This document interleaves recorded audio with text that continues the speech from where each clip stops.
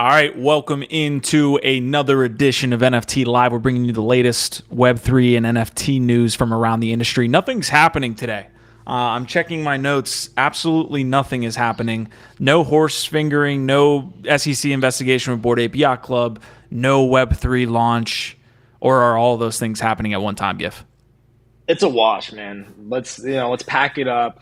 There's only so much that we can do today. We can't force the news to happen. True. Thank you guys for showing up today. OVOTs, I see a lot of our Vibe, our tribes in the chat. We are just coming from the GM Web3 morning show. We got a lot to touch on. Like I just mentioned, all those things are like dropping all at once. We do have a big announcement from the SEC probing Bored Ape Yacht Club. We have a personal announcement here on the network that we will get to just in a second. If you haven't noticed a little bit of the drapes being changed around the YouTube channel, the couch change. I don't know. We're doing some interior decorating, as you can tell. It looks pretty nice. I like to think so. It's looking good, man. It's looking good in here. Yeah. I'm liking the vibe of this tribe. Yeah, I mean, if you go to the LADZ City YouTube, you might notice things are looking a little bit different. It's evolving. We're evolving, Q, in real time. Yeah, That's what's exciting. we're moving on up in the world, and you guys are doing it with us here. We can't wait to kind of grow this community together, man. It's going to be awesome. But I don't want to put the cart in front of the horse here. If you are here for the first time, this is NFT Live. This is one of the many shows on the network that we have. Please leave a like today. It does help the episode get out. We will get to some amazing topics other than Sushiswap horses. SEC investigations. We've got Google accepting crypto. Big positive news. That's some good stuff. And then we also have Decentraland. We're going to talk a little bit about just metaverse user base and what that looks like today, what that looks like into the future. Me and GIF both have now. We weren't wearing these pre-show, by the way. Like, I don't know if GIF was wearing that, but I wasn't wearing this pre-show, and I had to put it on in solidarity for this episode. Purely to commiserate with our fellow apes, right? I mean, this is I mean, there's like roadblocks and there's like small obstacles and then there's like shit show catastrophes. Which is this gonna be? Only time will tell. Only time's gonna tell. Truth. I want to welcome you guys into the show today, the 20 that are watching here on YouTube as well as on Twitter. Guys, we really appreciate your support here today. Matt Radke, Hash Rhymes, Drew Bleem, Giovanna Sun, and everyone else that is joining us. Ape Strong Together, Quantum Variant is in the chat. Guys, we have probably the biggest announcement that has come from either me or GIF in the last few months, if not year, personally, but for our community as well, and the merging of our community. So I'm going to pull up the announcement on the screen that just dropped this morning from our Twitter, as well as our website, which you guys should give a look. I'll link it here in the chat as GIF kind of breaks it down. But really excited for what is now known as Web3. So take it away, man. I will bring up the links and go ahead, man. See what happens. Are we doing this? Is We're this doing happening? it. Oh my It's God. real life. So yeah, this is the worst kept secret in all of NFTs because we've been teasing this out for a little bit, but that's because Q and I have been talking about this for some time and we've been working behind the scenes to try and make the right choices, do this right, create a new structure so that we can continue to grow this awesome community, this organic community that Q's been building with LADZ City for almost 2 years, combining forces with Web3 and also some of the community that we've been building over at Nifty Castle. Nifty Castle is remaining its own separate entity, so nothing big is changing with that other than of course we're inviting and bringing in some of our resources, some of our team, some of our community into Web3 and combining it in underneath this umbrella with LADZ, but we are creating a new structure so that we can scale and grow together. That's the plan, right? That's the vision is, how do we create the highest quality editorial, entertainment, and educational content for the community, help to onboard millions more people into the space, do it properly with Web3 values in a sustainable long-term way. How do we do this? Yeah. How do we continue to grow and compete on that larger scale as this industry evolves, right? There's so many sayings about this. Obviously, a popular one is if you want to go fast, go alone. If you want to go far, go with a team, like whatever. But it is that vibe. It's how do we come together to create something bigger that has the more of a chance to be successful long term.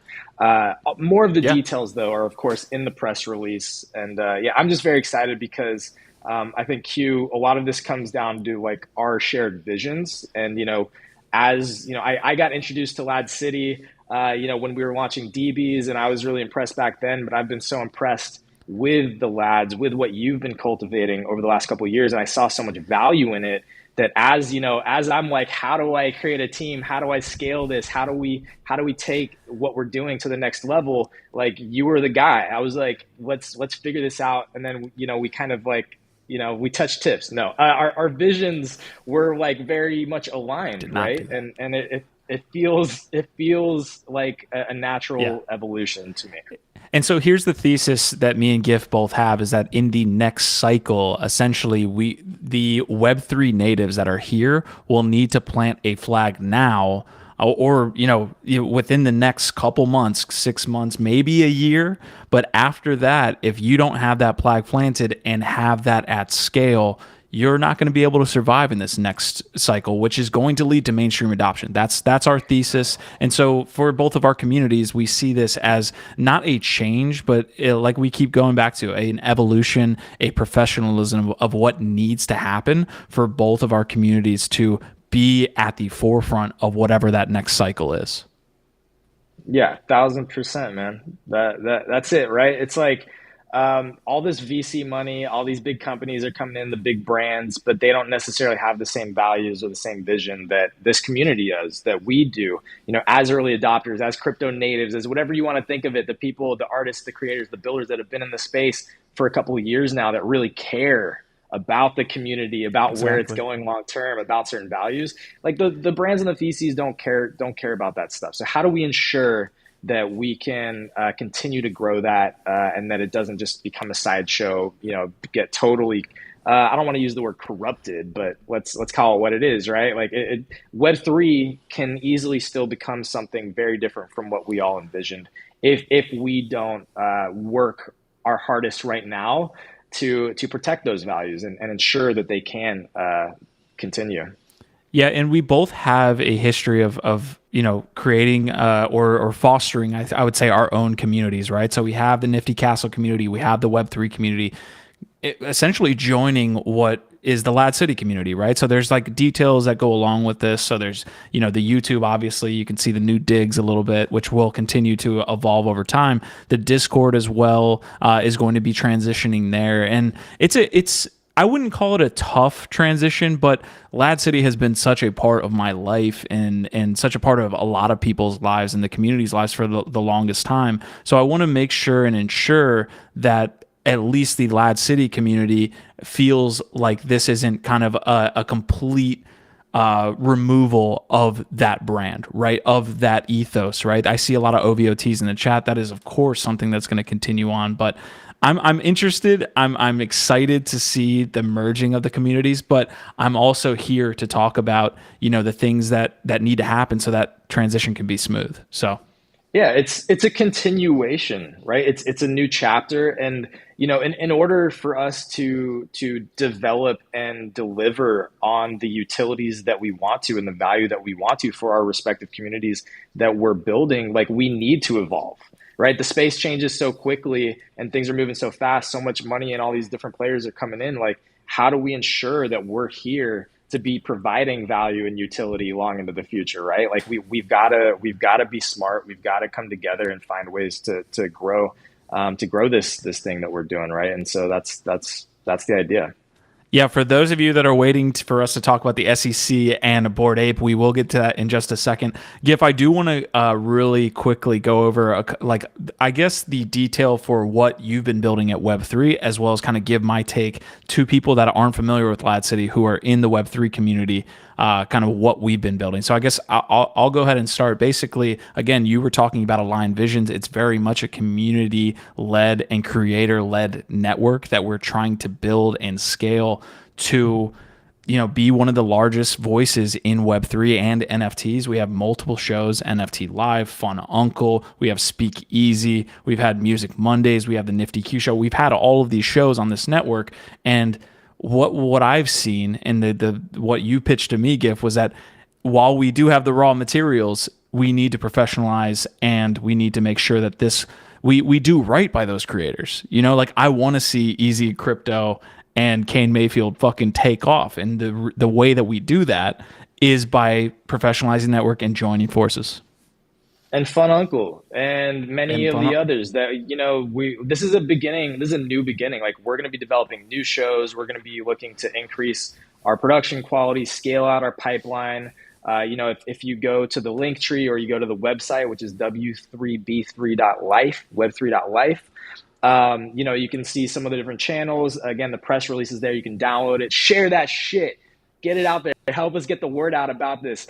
But yeah, man, it's like, one of the biggest issues in the space is trust, curation, trusted voices. There is so much noise. There's so much happening. Like, you were making a joke about how much news just came in, like, in the last hour or two, right? It's like, there's so much happening in the space. It moves so incredibly fast. Most of us already know this. And to me, one of the biggest risks to long-term success and adoption and proliferation of Web3 technology is the lack of trust, right? Because, there's just too many voices, too many things. You need quality curation, editorial content. And that's a big part of what I think you and I bring to the table that not a lot of other people have, is that we're very transparent. We're very open. We try and provide free alpha. We're not out here fucking shilling a bunch of crap all the time. Like, we're really trying to learn, understand, provide quality analysis.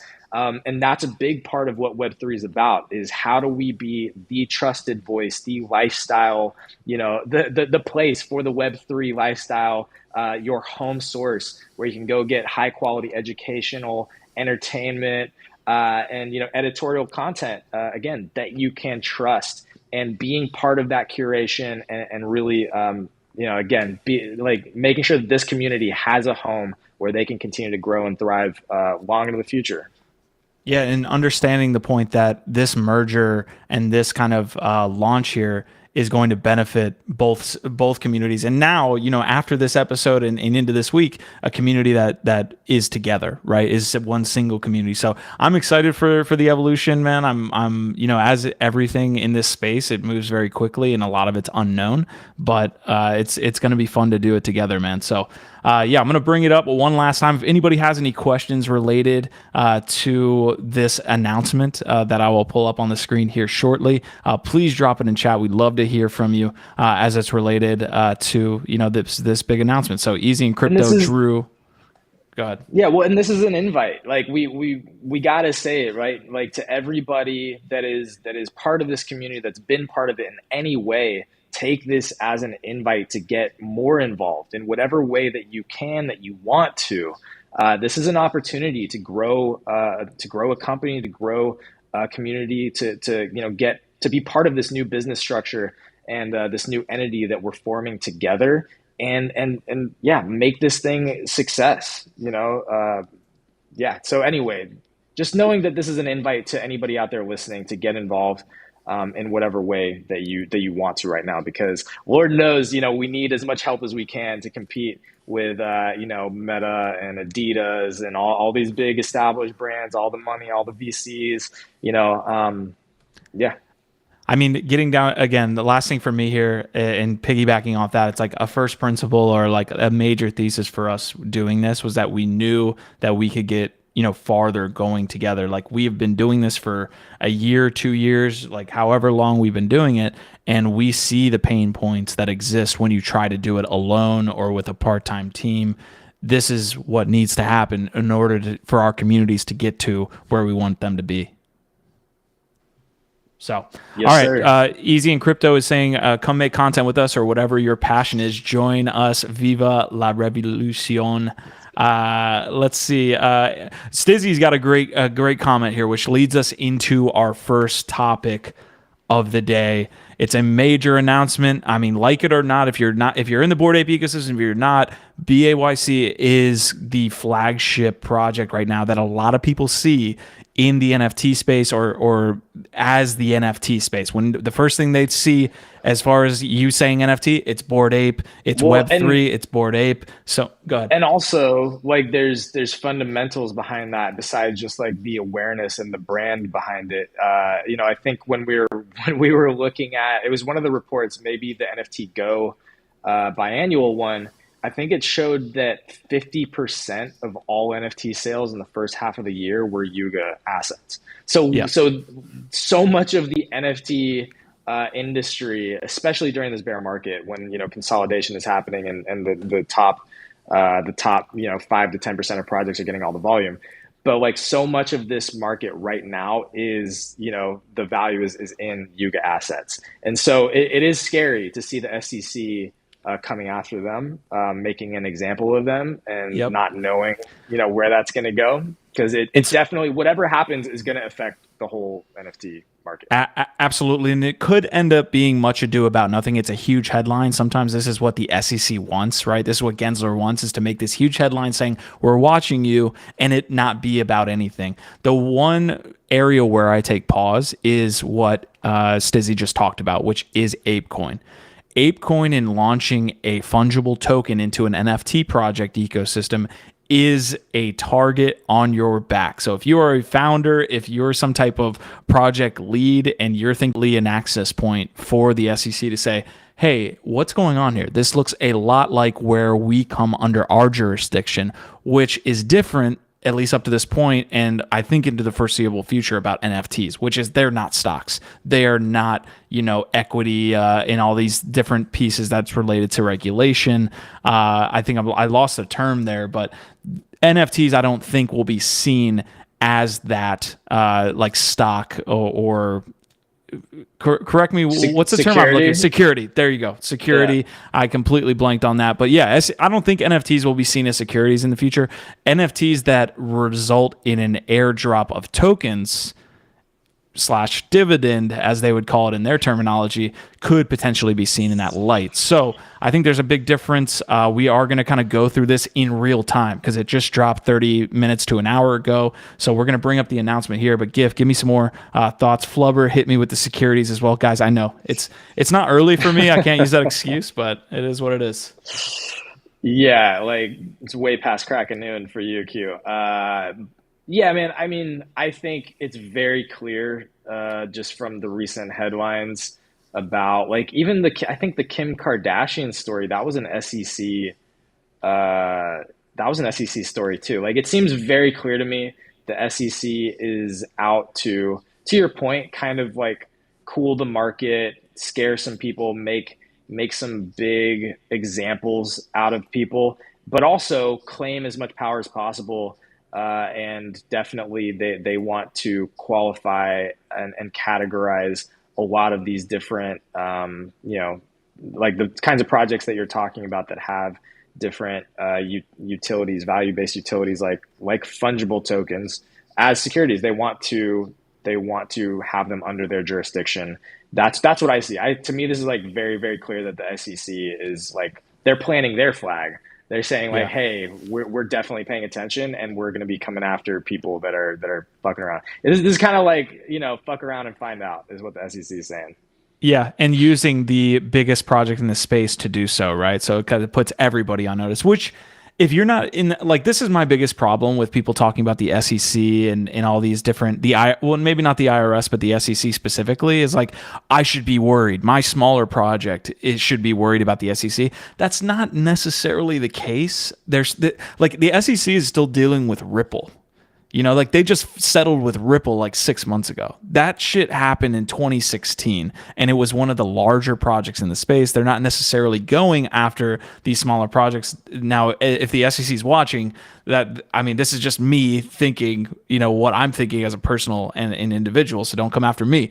But this is like par for the course for the SEC. They go after the largest project, whatever you want to call it at the time, and they just make an example out of them, and that will be the case going forward. Now I think the IRS just added like 87,000 employees or something, so maybe the IRS has a little bit more bandwidth, but the SEC really is about targeting that fat pig to slaughter and then set it on notice for the rest of the space, the industry, or whatever that industry's in. Yeah, it's the high profile, headlines that they're after right now, and it's working, man. Like this clearly is a big headline. We're talking about it, and again, it could be much ado about nothing, but it definitely has the potential to have a pretty large impact. Whether that's negative or positive, probably more negative than anything. Just again, because not just of the influence, but because of the fact that so much of the liquidity and the volume in the overall NFT market is within the Yuga ecosystem.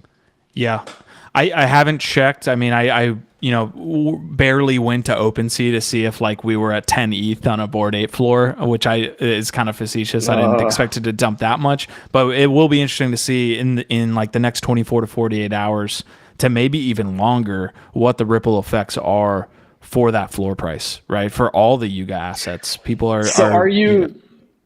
So okay, Q, maybe short term, I don't even want to know, but like long term, are you still bullish? Like what are your long term thoughts? Like this actually just, is this just a roadblock, and long term Bored Apes still are the primary, up there with CryptoPunks is one of the most valuable NFT assets of all time, and this is even just more clout, more attention on them, so they're going to fare okay? Or what are your long term predictions on this? As far as the announcement goes, it's going to suck in the short term as it's related to people hearing about this story that aren't in the space, right? Because it's just another thing to point to say, what's going on? Like I heard, like you have a Bored Ape, like you guys are clearly breaking the rules. The SEC is going after you. The FUD is real. It's insane. And I just pulled up the ApeCoin price chart. So this is affecting literally the more fungible assets in that ecosystem. So we're sitting at like $4.78, which is about 10% off what we were literally 24 hours ago. So it's having an effect all there. All the gains on the staking news just wiped out right there. Yeah, exactly. So, we already had kind of a stagnant coin there. So to see this kind of be affected, we'll see the short-term support. But getting back to your question, I'm still bullish on this. I do think it leans more towards much ado about nothing. Let me go into the announcement or the response by the Yuga Labs team. It says, it's well known that policymakers and regulators have sought to learn more about the novel world of Web3. We hope to partner with the rest of the industry and regulators to define and shape this ecosystem. As leaders in the space, Yuga is committed to fully cooperating with any inquiries along the way. So it could just be they had that prepared. They had that ready. So props to them. They either knew it was coming, or their lawyers were like, we're gonna have some shit on deck. Yeah, listen, that's great. Listen, also, there was a better comment here earlier. Let me see. Great comments all coming through, but I think Stizzy was asking any announcements from BAYC on staking postponed. So staking was supposed to go live here at the end of the month. We covered it on NFT Live, but does this affect that release, right? Because, again, it's related to the token. It's related to essentially, and I'm not going to, that's probably not the term they use, but it's a term that could be inferred is dividends, right? Like you're staking your assets and you're getting, money in return, capital in return. That might lead to a postponement. I'm going to check the ApeCoin staking or the ApeCoin Twitter profile and see if there's an announcement. I doubt it. Like that would be a really quick response. But we'll see if the ApeCoin DAO will have any response as it's related to staking.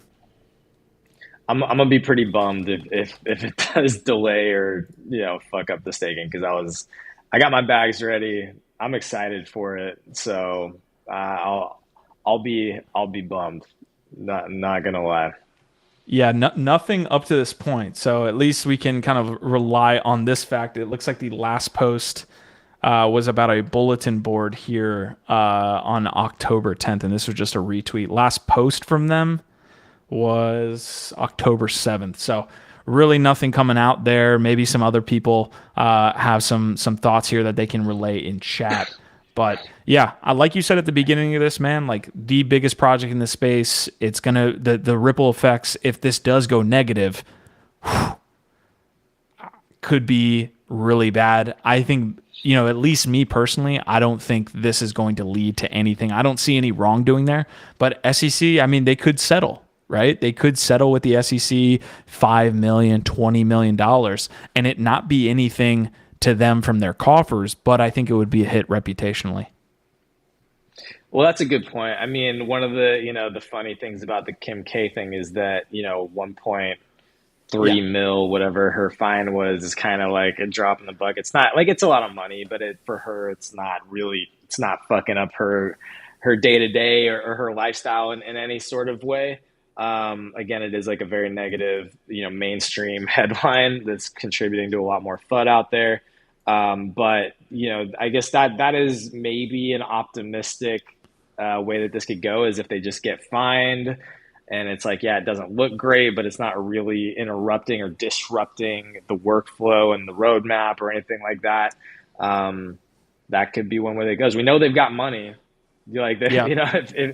If it's just a fine, that's great. The bigger concern, I guess, if we're going to talk about like worst case scenarios, is that it sets, some very, very strict standard for what's actually legally allowed.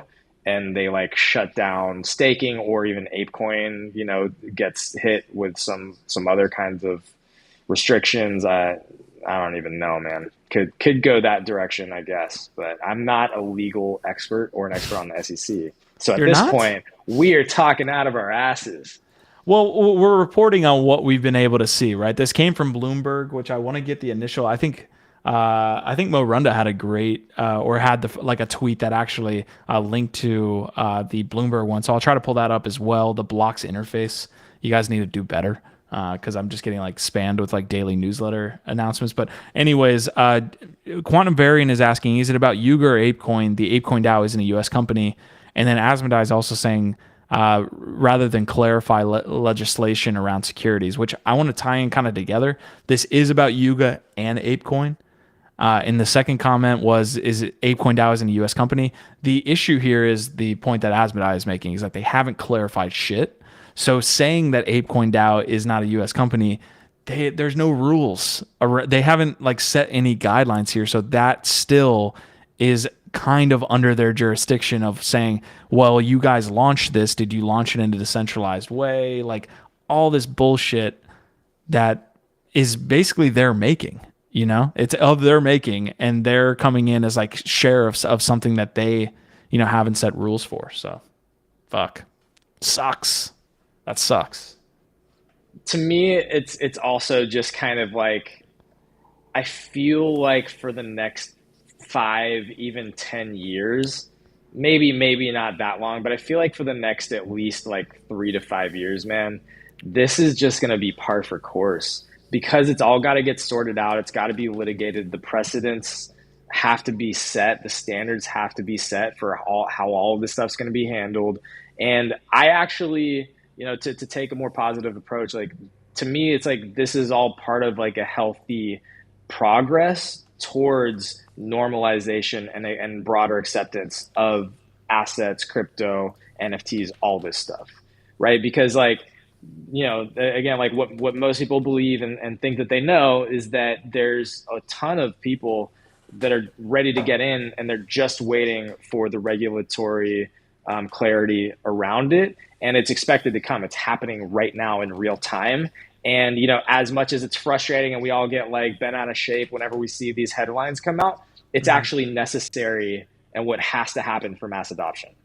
Yeah, I think that's fair. I mean, you could take the argument of saying that, and I want to preface this with the SEC's timelines suck ass. So maybe in 6 months they figure out something where it's like, hey, they actually didn't break any rules, and that's a huge bullish indicator. It's like, okay, now we can go off into the future. That's a huge bullish piece. But in the meantime, during that whole 6 months, ApeCoin is going to take a shit and go down to fucking like 50 cents. Yeah. Yeah. Thanks, SEC. Yep. Yep. So I'm gonna keep eyes throughout this episode on the floor price for Bored Apes. I think this will have an effect. People like looking to kind of maybe trade the short term, although liquid trading of NFTs is a little tough as opposed to what we see now with ApeCoin, which dropped 10%. So Quantum Variant says buy the dip. Drew Bleem is saying this is going to be messy, plain and simple. Simple is saying buy the fear, sell the news. And then Drew is also saying, yeah, this is some murky water at the end of the day. Yuga launched the shit for sure. Improbable, which is I believe the software company behind Other Side. So the ability to go in there with 5,000 people, like all that software is built by Improbable. They're trying to raise 100 mil at the moment. So Hash Rhymes is saying that. Well, and that's the other thing that we haven't really touched on is that I think personally, a lot of the value of Other Side is also attached to ApeCoin. And so, if they go after ApeCoin and somehow really, really derail that economy, to me that really fucks up the whole ecosystem. This is to me the worst case scenario. It is really scary at that point because actually the whole Yuga ecosystem, like all of those different projects, a lot of them are tied into the Other Side, right? Like that's going to be future utility that they're banking on for a lot of those projects and those IPs. So Marty McFly saying Yuga dropped the ball when they turned it over to Guy Osiri, Guy and Gary controlling all of NFTs. Creatress Art is saying, yo. So what is going on, y'all? We are sitting here on NFT Live, coming to you 4 times a week now. So that daily alpha, we're touching on the SEC investigation here that just dropped literally an hour ago on the Yuga Labs and Bored Ape ecosystem. I agree, man. I think that they were positioning ApeCoin as a utility for that ecosystem. It might transition in the short term. I have trouble seeing the effects of all this when it comes to like short term changes because I do feel like their legal team was probably prepping them for all this. So I doubt they set up a lot of this infrastructure saying like, oh yeah, we have to change everything now. So no, that response that you read off like says it all. Like they're at least ready to some extent. Like they've got lawyers, they've got smart people working for them, they've got the cash to be funding whatever litigation that they need to sort this out. And that response is basically them saying like, we are the leaders, it's up to us to figure out what are the standards, how does this shit fucking work, how is it legislated, let's talk. Yeah, 100%. Guys, we are covering this stuff, and we'll continue to cover it throughout the episode. We do have other topics to get to, of course. So, we're going to touch on a lot of other things today. Google is accepting crypto for cloud services, I believe. Sushiswap had some horsey business that was going on. I know that's not the correct analogy there, but and we're touching metaverses. I think that was a great topic on the GM Web3 morning show. So we'll touch on that as well. Not good news from the metaverse there on user base, but we'll see. But didn't we all like kind of know it? Like the people that are actually in the space that are talking about metaverses every day, like we've all known that the MAUs, the DAUs, like the traffic is not there, and it's because the utilities, the replayability, the stickiness is not there. And we talked about this on GM Web3 this morning. A lot of the existing small M metaverses, these virtual worlds, Sandbox, Voxels, etc. They were blockchain first, they were crypto first, and now they're trying to build the IP or the experiences on top of that. Is that the right way to do it? Only time will tell. But that to me is at the root of this struggle of adoption right now.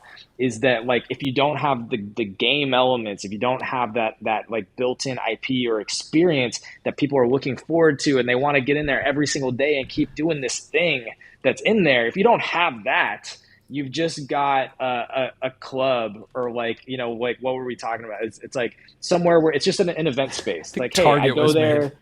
Yeah, yes, Target was a great analogy. It's just Target. Like you go there when you need something, but for 99% of the rest of your time, you're avoiding the place. Yeah, so let's just hop into that story. So what we basically have is a story from CoinDesk here that says there are 38 active daily users in Decentraland, and that is bad. Listen, that's really low.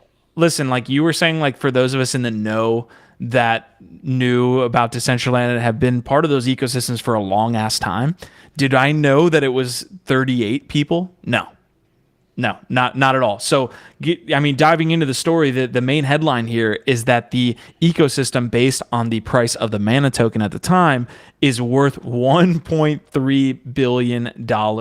Now, a lot of this stuff has to do with like future value, right? You're investing in something that could potentially be something that's huge in the future. If you think Decentraland is that number one metaverse player, maybe you value it higher than 1.3 billion. But it's not a good look to have this article come out. Like, okay, I don't know the answer to this, but like, how long has Decentraland been a thing? At least a couple of years, right? Decentraland was I don't have the exact details, and I'd love for people like Easy's in the house and has been a part of the Voxels ecosystem for a while. Decentraland was one of the first. They raised an ICO. They were one of the first metaverses. So the point is, they've been around for a while, and during that whole time, they've had the coin, they've had some utility through that, and some kind of marketplace ecosystem, and they've been promoted heavily everywhere that metaverses and NFTs and crypto are as like the leader or one of the leaders of metaverses. And the fact that like after years of that kind of promotion, exposure, utility, etc., the DAUs are less than 50 people. Like, dude, that's bad. Like that to me, like if you're still bullish on that, like I'm not, because that to me says that there's something bigger, fundamentally wrong with the way that it's built. If you can't get more than 50 DAUs after years and all of that resource and exposure. Yeah, Easy's providing some great comments here in the chat as well as it's related to kind of like the validity, like you were talking about yesterday, of data, right? Of using this data. It's based on DApp Radar's data. In crypto voxels, the way that they're at least set up is that you can go in and not interact with MetaMask, not interact with anything. So on this article specifically, you wouldn't be counted as a daily active user because they're talking about interactions with a smart contract. So maybe there's a lot more people. Maybe there's more, but at the same time, you want to see more people interacting with buying, selling, trading, logging in via MetaMask.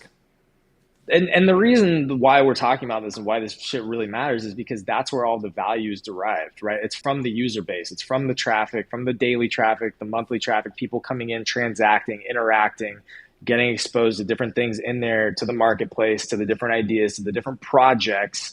All of this is the value. So it's like so much of the value of, virtual land and these metaverses is tied to the traffic, the idea that there's going to be, actual people in there engaging. Like, people are renting real estate. Like, I'm going to buy up all this real estate and I'm going to be able to rent it out to people. Who's going to be renting your shit if nobody's in there? Who cares? Mm-hmm. If there's no traffic to market to, why am I going to rent out your space? So I have rented out like a crypto voxels, like awesome location with BitLectro Labs to host. This is all like tying in together all the topics that we've had. But we were hosting a Halloween event, so we like wanted this like really dope place in crypto voxels to spring up and like make a really cool event, and then not have to spend $500 $5,000 or $10,000, whatever it costs to actually have a parcel of that size. So for event usage, maybe, like CryptoVoxels is well known in the Web3 community, so it's like cool to host an That's event there. that's basically all it's being used for right now. And again, Yeah. that is something, and it is great for that, and it's fun. But like the amount of speculation that is going into these things being like, again, like a traditional real estate venture where I can buy up and then monetize this land in some kind of sustainable, consistent way. Like, I don't know, man. To me, this throws a giant fucking question mark over all of that. And Hmm. again, we're talking about one metaverse. I'd be really curious to know, to get more transparency on how does Voxels compare? How does Sandbox compare? How do some of these other metaverses compare with their DAUs that they can actually track? I bet they're all going to be very, very careful about sharing any of that data. Famously, Netflix like doesn't share like any of their user data, probably for these same reasons, because people can cherry pick and they can, Hmm. decontextualize the information or wrap it up in whatever story they want. So, arguably that's a smart move to just not share any of your data for this reason. Yeah, Drew Bloom is saying what I learned on GM Web3. We need to drink and and have our groceries in voxels. That needs to be added feature there. In response to this article, by the way, Voxel or Decentraland actually came out. The community came out and said, here, based on our data, we have 6,909 unique visitors per day, meaning they spawned on a parcel and then moved out of that parcel. Whether that is a user that comes in and then logs out and then comes back in again, like repeat users, I think there's like more to this. But I love the point you made about value, right? Because although like getting people into the ecosystem is dope, or like into the actual platform is dope, if they're transacting in mana, if they're buying things, like that is a literal like better valuation or better capture of value than saying, oh, we had somebody show up. Did they spend money? Did they get involved? Is a way better like term or type of value, I think. So yeah. Well, they're all different values though, but the point is you need traffic and you need users to get awareness or transactions or any of it, right? So like whatever value that you're selling or that you're expecting to be getting out of these plots, if there's nobody there, Yeah. it's not happening. So anyway, I'm not trying to FUD. I'm just kind of No. shocked myself with how much like I've been like I don't even go into Decentraland, but I've been like literally when I first entered into the NFT space in January 2021, like the first metaverse that people were talking to me about was Decentraland. So it's like again, Yeah. it has massive awareness in the space. People know it to be like one of the OG like leaders in all of metaverses. It's got over $1 billion valuation. It's had its coin forever, and so I'm just frankly shocked that Yeah. it's that low. For whatever reason, people love to speculate on the price of land, whether that is real land or virtual land. In a bull market, people love trading, buying, selling, investing in land. And when it's a bear market, you're not going to get as much interest in voxels. You're not going to get as much interest in Decentraland because a lot of it's based on land appreciation. So voxels also had And another piece here. They're talking about putting their heads down and getting building, which I think most people would say like voxels has been kind of slow to develop their first mover advantage, but it is what it is. What's going on? well, yeah, I would be also curious, to see what the difference in the DAUs between the bull market and the bear market are. If a lot of it is very cyclical, like if when the bull market comes in and more of that speculation and value is in the market, then all of a sudden their DAUs jumps to 2,000, 5,000 people are in there transacting. It's like okay, it's like now I see it.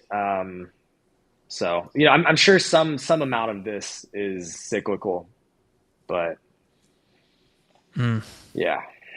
Interesting stuff. Yeah, yeah, definitely bear market conversations here. We're talking about the SEC and user base. NFT Action News is saying, is Decentraland Friendster? What coins from 2017 are we still talking about? That's a dope question. I really like that. Like breaking out the the projects and the ecosystems that are still around. Certainly, Decentraland Ethereum and Bitcoin.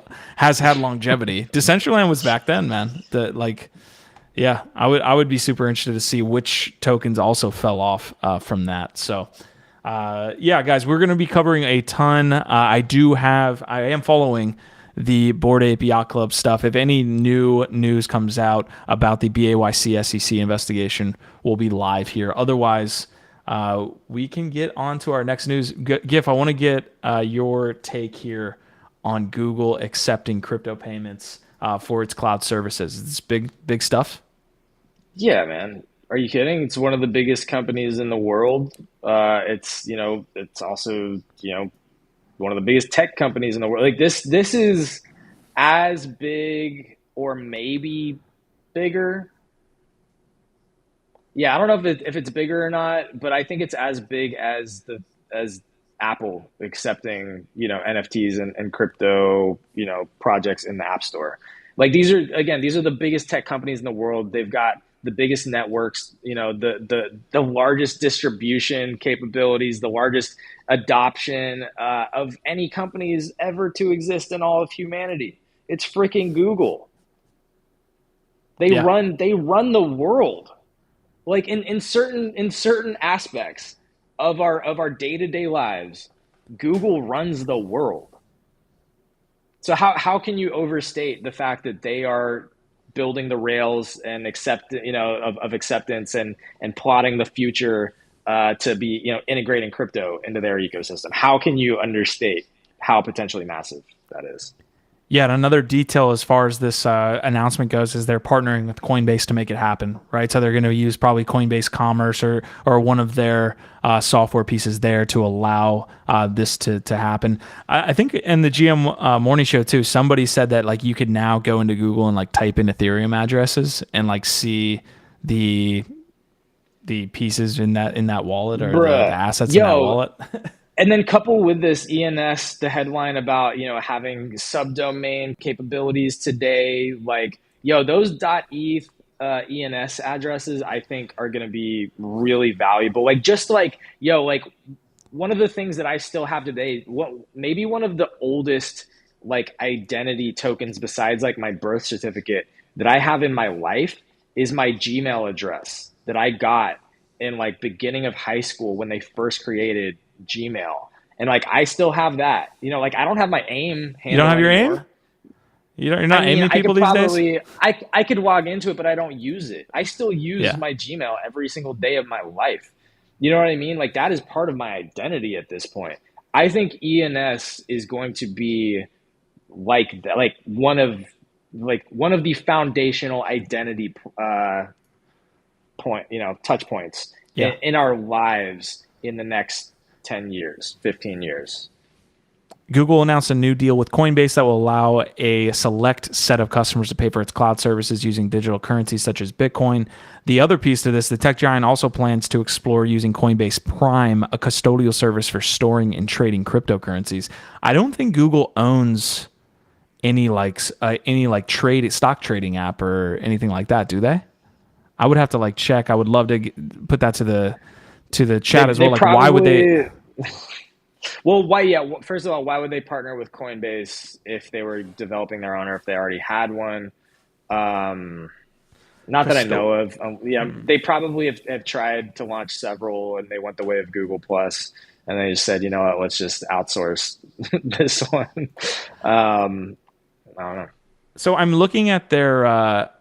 I'm looking at like I wouldn't even know what you call it, like the six box or the six dots that you see on like your Gmail account, and then it like shows all the services. There's a Google Business, of course. I'm looking. There's Google Finance, but I don't think that has anything to do with like trading.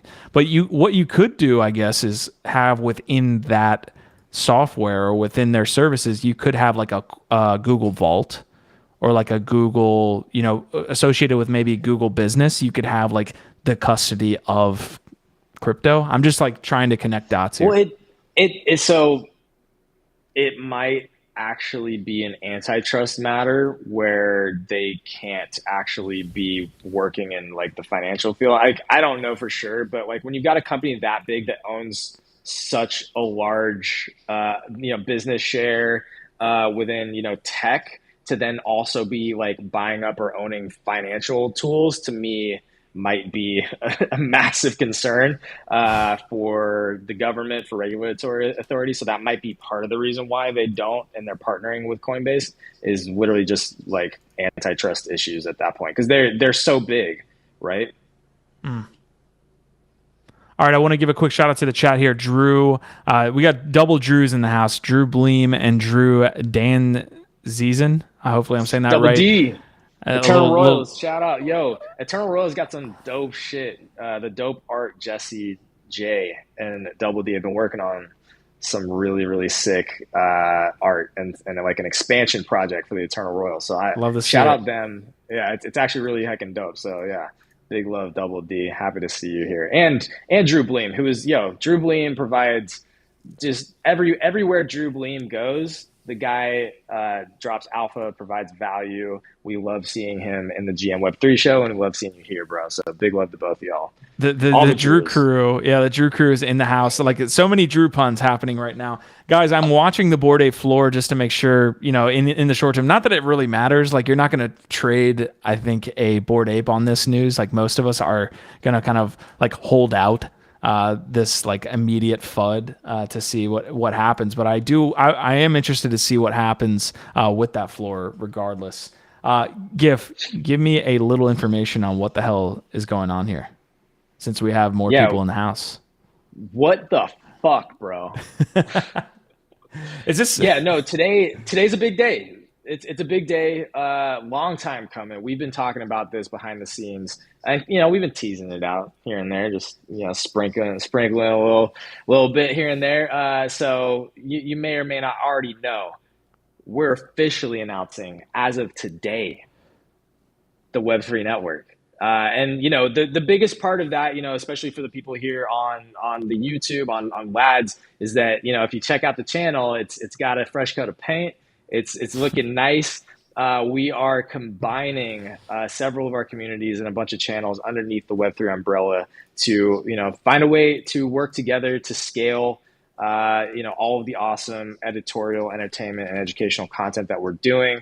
Bring you the most trusted voices for tech, design, culture, Web3 lifestyle. That's what we're trying to build here with you, with your help. And LADZ, Nifty Castle, Web3 coming together to create hopefully a bigger community-driven platform that we can continue to build sustainably long into the future, and keep providing all the alpha, all the value, all of the high-quality, top-notch analysis that we're doing every heckin' day. That's it. Oh, yeah. And yeah, it's the press release is live at W3B3.life, Web3.life. Check it out, share it, help us get the word out. Get involved. Hit us up with your ideas. It doesn't matter how crazy they are. We don't give a shit. We like crazy ideas here. We do, and we have a bunch of crazy creators, crazy cats on the channel already, so we're looking to add to that. For those people who don't know what's been happening with both Web3 and LADZ City as far as the schedule goes, those will essentially remain the same if you know either one. But just to lay it out really quick, we essentially have a run of 5 different shows as it exists today. We have that IP, we have those series. So we have the GM Web3 show, we have the NFT live show, which you're sitting here right now listening to. We also have the Fun Uncle series as well, hosted by Fun Uncle on Sundays at this point. We have the Nifty Q show. That is a long form podcast, so like an hour talking with different people in the space, as well as Speakeasy, which happens on Thursday. Speakeasy is a tough one to lock down as far as like a description of what happens on the show, but it's Easy in Crypto and Kane Mayfield.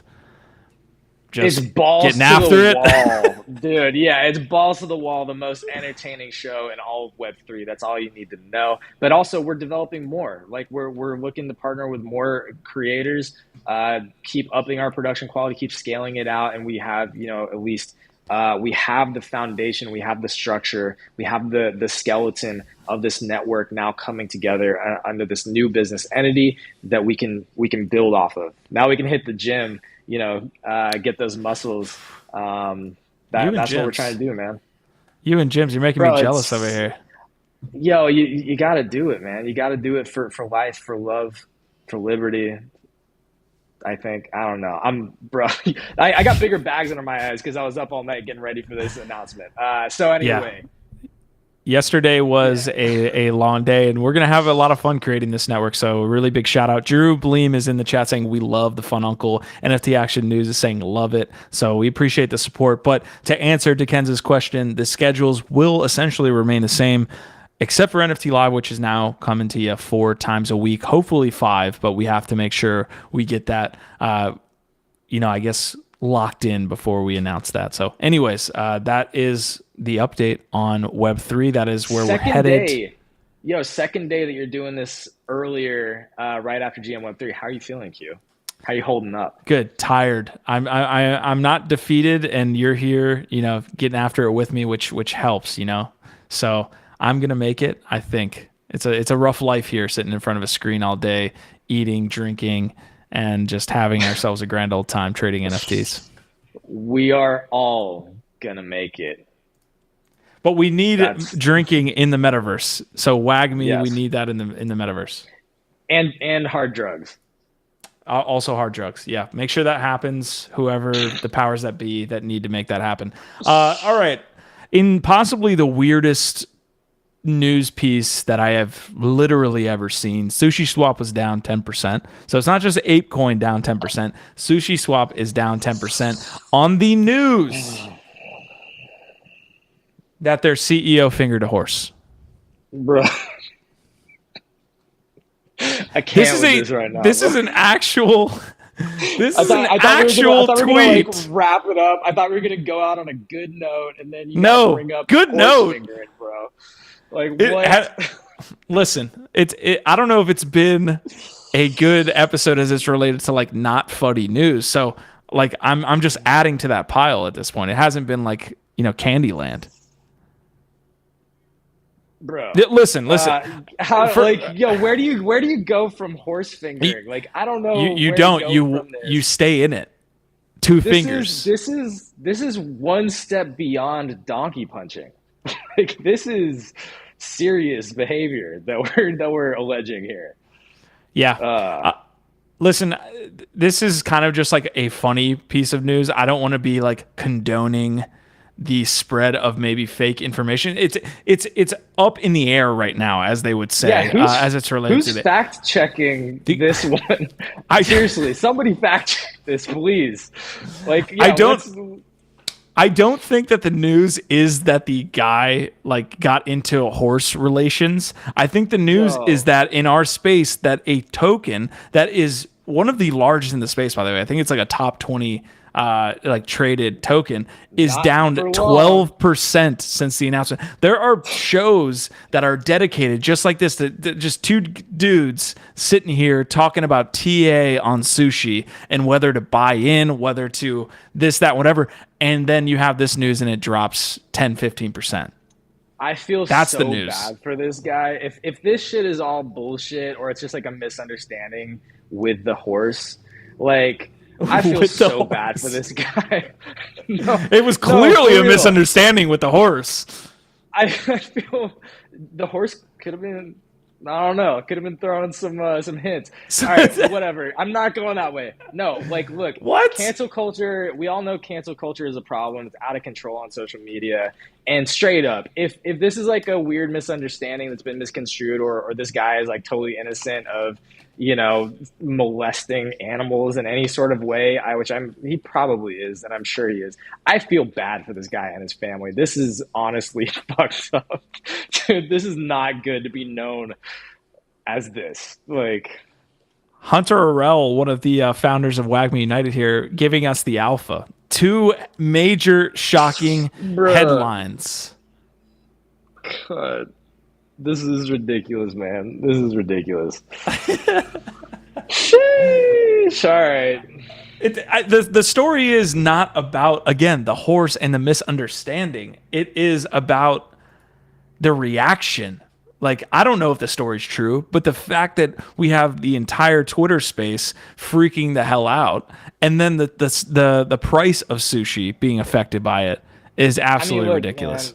people online are really taking this guy for a ride. And the long tail of this could be really bad. And I feel bad for him being saddled with all of it. That's all I got to say, man. Yeah, yeah. We're gonna rein it in here as we kind of head off into the sunset as we do.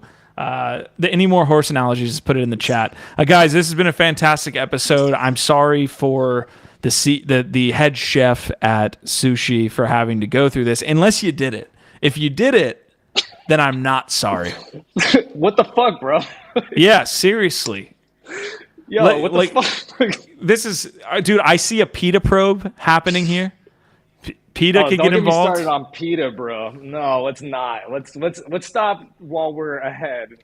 Are we ahead? Ish. Yeah, I don't know. Ish. Which horse in the race is winning right now? Anyways, okay. Off the rails completely as we end this episode. Thank you so much for tuning in to NFT Live. Please leave a like if you liked the content. If you liked the content, leave it like. If you loved the content, we'd love for you to subscribe to the Web3 channel. That is a brand new occurrence. That's the first time I've ever said that. Sub to the Web3 YouTube channel. We'd love to have you. We have shows all week long. We will be coming to you tomorrow as well, NFT Live. Gift Dad's going to still be here given this. Disappointing. That's in case you didn't know where it is. I think it's right down there. I don't know. Sometimes I'm backwards. Yeah, our vibe, our tribe, y'all. OVOT.